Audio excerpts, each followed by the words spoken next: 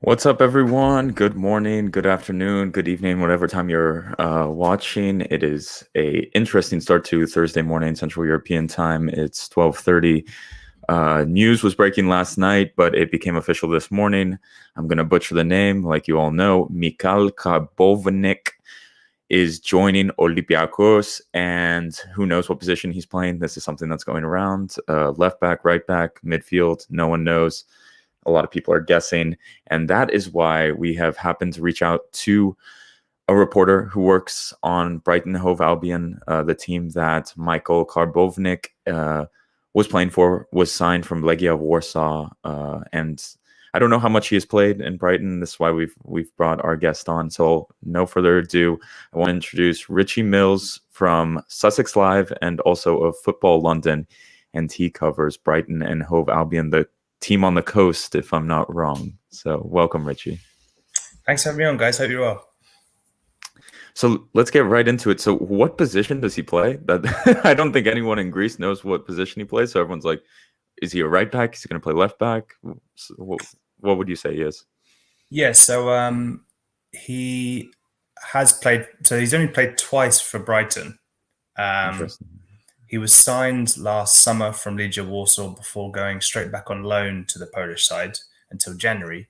He was then recalled in January and then played once last season in the FA Cup in February against Leicester, and he looked pretty good. And he played at, I'd say, right back / right wing back in that game. He looked pretty good.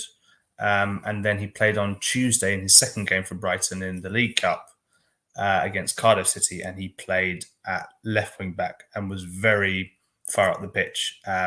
He has played for the Polish team Legia Warsaw in defensive midfield.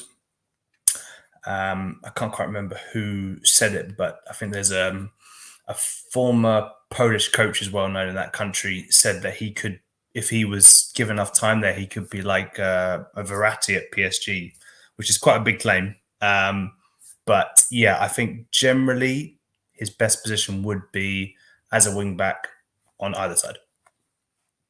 And I guess some background into Karbownik, because the Greek media has been exploding about it. And before you guys signed him, people were saying he was wanted all around Europe. Clubs like Barcelona were interested.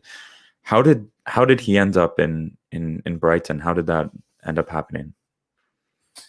Yeah, so in terms of the English media covering it, it was quite. It all happened pretty quickly. So he joined at the same time as another Polish guy who's a couple of years older.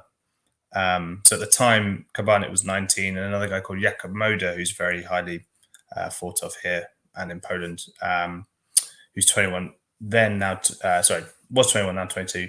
They were both came at the same time, and it literally happened in the space of, I think it was announced on transfer deadline day, which would have been late September or something like last year. And it literally happened within, in terms of English press, it was like within 24 hours. It happened very, very quickly.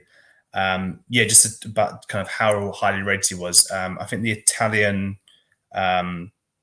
publication Tutto Sport had a short list of the top 40 players under 21 across Europe, and he made it onto that list. In terms of clubs that looking at him, apparently Barcelona are interested, Real Madrid, Celtic, I think Spurs as well. Loads of teams across Europe, as you say. But yeah, it definitely caught a lot of people here by surprise in terms of just the speed of it coming to Brighton.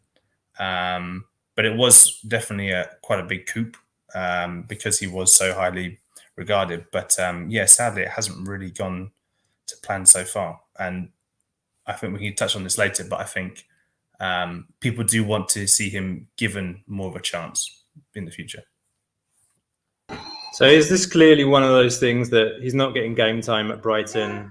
Brighton see him as a big investment and they want to loan him out for a year and potentially get him back next summer. Why do you think he didn't make it after signing him? It's a good question. I mean, so yeah, when he signed initially, I think he had a slight injury. So he had a sort of disrupted last season when he was loaned back to Warsaw. He had COVID and then had, I think, a foot injury. So he couldn't really play until he couldn't play for the first month when he came back, and then he played his first game in, I think, mid-February against Leicester and looked really good. And I think after that, a lot of people were thinking he would be given a chance because Tarek Lamptey, who sort of early on set the Premier League alight, I think he was nominated for September Player of the Month. And he was a fantastic sign from Chelsea in January 2020. So he had that sort of right wing back role locked in. That was his position. But then he got injured and he hasn't actually played for Brighton since mid-December. Joel Veltman, Dutch international, former Ajax player, has been fantastic. He's like a great example of there are still such things as bargain buys. They bought him for £900,000, which is mad. So he debuted for him very well. And then Solly March on the left wing back got injured in mid-March. So everyone thought, early February even, everyone thought that Karbownik was an ideal replacement to slot in at left wing back because Veltman was playing on the right. And it just never happened. Graham Potter liked using the giant defender Dan Burn, 6'7", which was quite a sight, seeing almost like a giraffe running down the wing in a left back role. And Karbownik just had to settle for unused substitute roles, a few games to the under 23s, or just not making matchday squads. So it's a strange one. I really thought I thought he should have been given at least a couple of games at left wing back, especially because Dan Burn, he's fairly mobile for his height, but he's still not a great left back in my opinion. So I do feel that he's not been given a proper chance. 2 games is an example of that. But I do think people, I think if he's only been given 2 games, he was signed last year for, I think, 4 or 5 million. They definitely do want to see him given a go. But they do have a tendency of loaning players out, but then with the hope of coming back. So I think there's been reports of him signing permanently, and I think that would take a lot of people by surprise and disappoint Brighton fans. Yeah, that was something I was going to ask, because what we've read is that it is a loan with option. No one knows really the exact number. The highest I've seen was 8 million. Costa, correct me if I'm wrong. The lowest 5.5 million euros. So I guess people in Greece, Olympiacos fans, don't know much about him, but everyone's a bit excited at the unknown. And I guess people are kind of confused with the point you just hit on. This kid was hyped up. He was the next big thing. And it's kind of strange that an option is included at so low, if that number is correct as well, if he's not even given an opportunity. So we were going to ask, do you know if that option is right? If that's in the ballpark, would that surprise you if it was that low? What do you think? I would be surprised. I'd be very surprised if just reading that today, because I had a day off yesterday, so I was just kind of coming into it today. But so what I've read from, for example, The Athletic, they said that, there's definitely talk of the loan, but no mention of a permanent option. It would just sort of feel counterintuitive to Brighton's sort of whole ethos and approach, because they've what they like to do, especially with the academy, is like they bring players up, loan them out, and then hopefully they can crack the first team. There is previous examples of players in the past where they've signed youngsters, loaned them out, and they've not even hit the first team. But that was more under Chris Hughton rather than current boss Graham Potter. There's not really been many signs of that. So, I couldn't tell you in terms of more inside knowledge, sadly. But I think a low move for sure makes sense, because I think you guys have a chance of playing in Europa League this season. I think after just missing out on Champions League qualification, so that would be a really good experience for him. He just needs matches. So, and sadly, I don't think he'll get it, because also Brighton have been linked with Getafe wing-back Marc Cucurella, who plays for Spain. So, again, that's another sort of barrier to entry for him. Yeah, and one weird thing about this is, Costa, correct me if I'm wrong, I'm a bit younger, but Olympiacos is not known as a club that brings in a really young player on loan and just plays them without the opportunity of buying them. Does that sound right, Costa? Like, I can't remember a player us doing that with. It's been a few years, like this young. He's 21 years old, correct? I've seen 24, 25-year-olds. He's 20 now, but you're right. We've never really signed like a wing back at such a young age on loan. I can only think of Ruben Vinagre, and that was an absolute disaster last year on transfer deadline day with a 26 million euro option.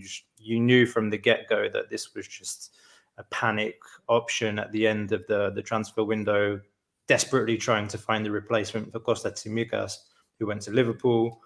I don't know. I mean, the reports and the research that I've done on this kid, 20 years of age, there was UEFA magazine a couple of years ago saying that this kid is the next N'Golo Kante if he plays in midfield. It's like an insane comparison. I mean, UEFA magazine also said that Svetozar Markovic, who we signed a couple of years ago, is the next Sergio Ramos. So I take that with a pinch of salt. He could be. I mean, he can play right back. He can play left back. I think, if I'm not mistaken, I saw some stats on Transfermarkt. They showed that most of his appearances at Brighton were, in fact, at right back or at centre mid or even a bit further up the field. How would you describe him in terms of his traits? Like, we know he's very attacking. He's fast.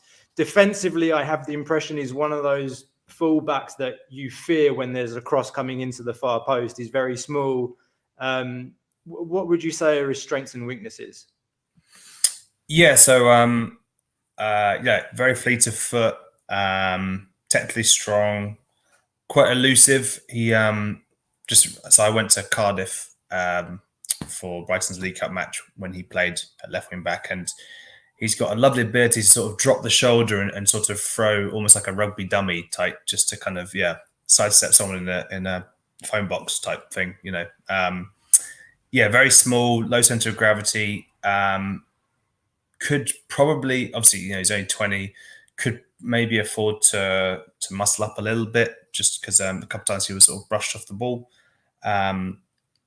He's not too bad in terms of like actually like one-on-one defensive duels, but yeah, in terms of like height, crosses in, that's definitely potentially a concern. I think I spoke to a friend of mine, Kostas Leonos, and he said that there was a chance that Olympiacos might play with a back three, which, if that's the case, if they did that just like sort of three central defenders, I would worry for him. If it was sort of three central defenders and then two wing backs, and that would work for sure.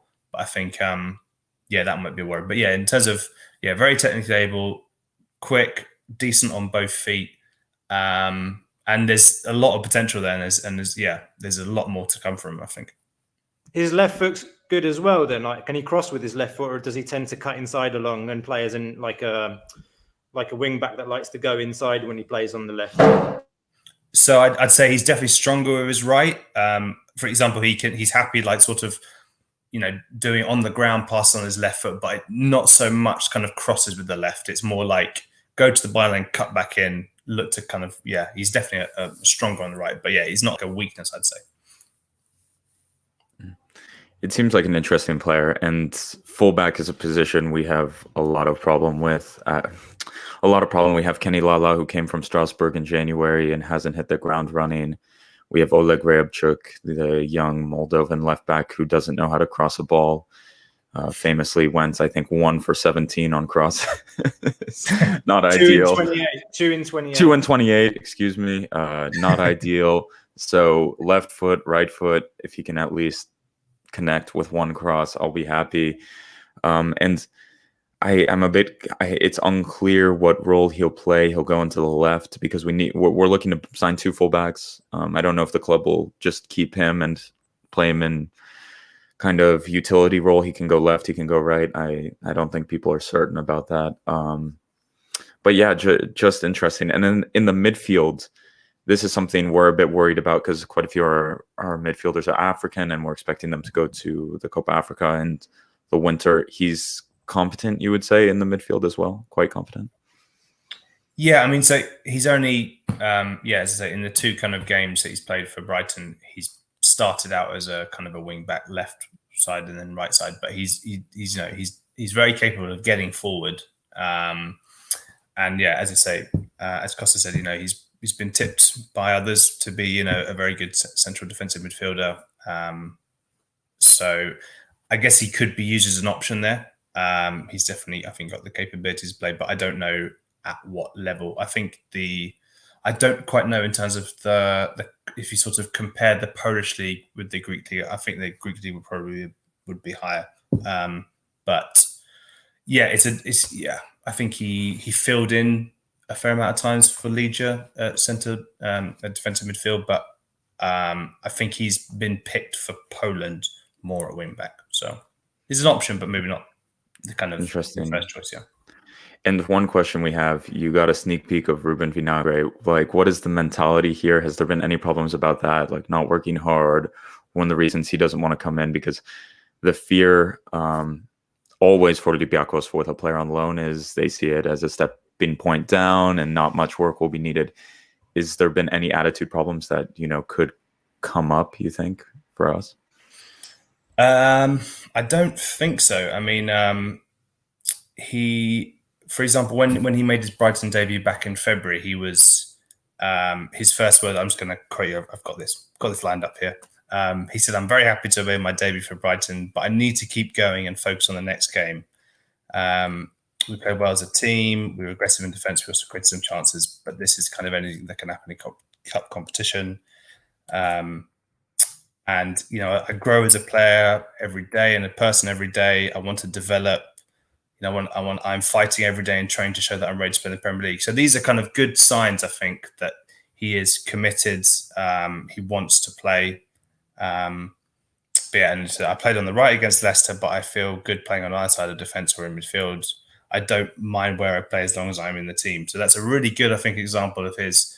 This is when he was, I think, he was 19 or just turned 20. But yeah, there's a good work ethic there. There's a kind of a good desire to play, and he was praised by Graham Potter. It's just surprising that he hasn't made more of a thing. But I do, in terms of attitude, I think there's absolutely no problem there. Well, that's good to hear.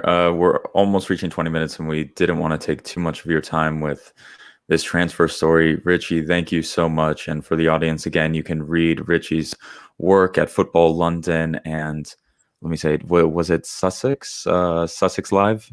I hope I got that right. And yeah, again, thank you so much. We'll be for sure following him at Olympiacos, as we do every player. We'll be sending updates for Brighton fans if Brighton fans are watching this. And hopefully all goes well. We'll be updating on what we hear about the option and some of the terms of the loan when we hear more. And he should be in Athens tomorrow.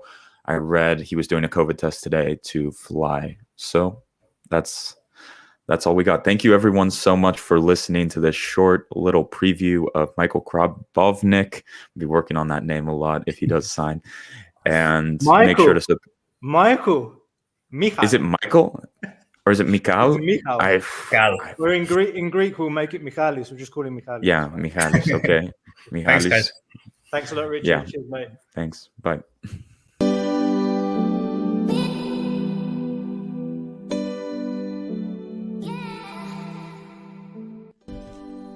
You just listened to an episode of the Gate 7 International Podcast, a podcast connecting Olympiacos fans from Brussels to Tokyo, from Toronto to Geneva. We are 4 Olympiacos fans from every corner of the world, bringing you news and interviews of the team you love in English. With new episodes twice a week, you will never miss out on the latest updates and stories of the team you love. If you liked what you heard, make sure to follow us on social media at Gate7INTL, give us a subscribe on YouTube, or even leave a review on all our podcast channels. Until next time, this is our team, our city and our story. Θρύλος είσαι. Στο μυαλό κάτι μαγικό.